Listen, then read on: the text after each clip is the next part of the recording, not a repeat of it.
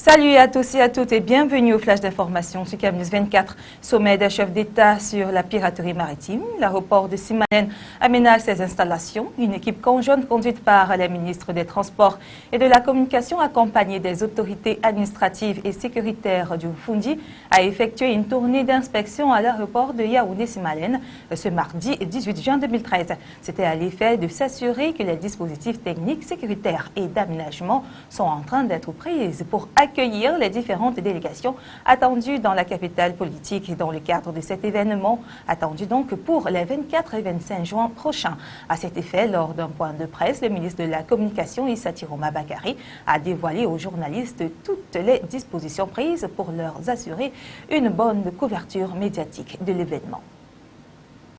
Le Cameroun et la Turquie ensemble pour une coopération économique profitable. Les deux pays échangent depuis ce 18 juin dans la capitale économique dans le cadre du Forum économique Cameroun-Turquie dont l'ouverture des travaux a été présidée par Christophe Ekeng, président de la Chambre de commerce du Cameroun, et le ministre délégué de l'économie turque, Mustafa Saïd.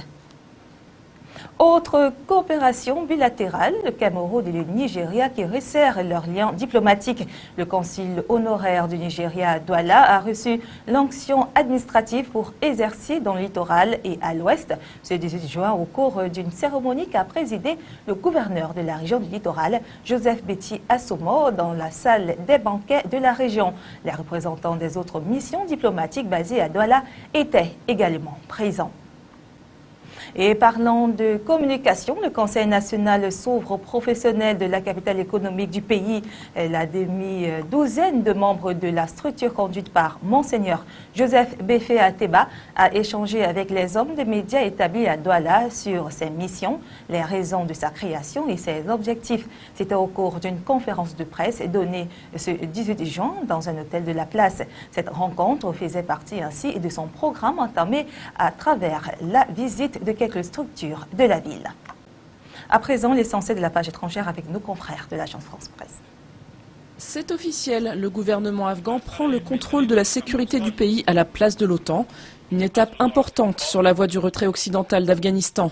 Dans la foulée de la cérémonie, le président Karzai a annoncé l'envoi d'émissaires pour tenter de parler de paix avec les rebelles talibans.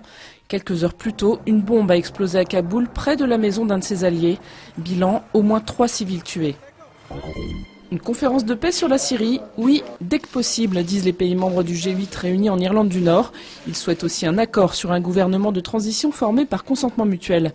Les 8, Russie incluse, demandent aux autorités syriennes et à l'opposition de s'engager à chasser toute organisation ou individu lié au terrorisme ou Al-Qaïda.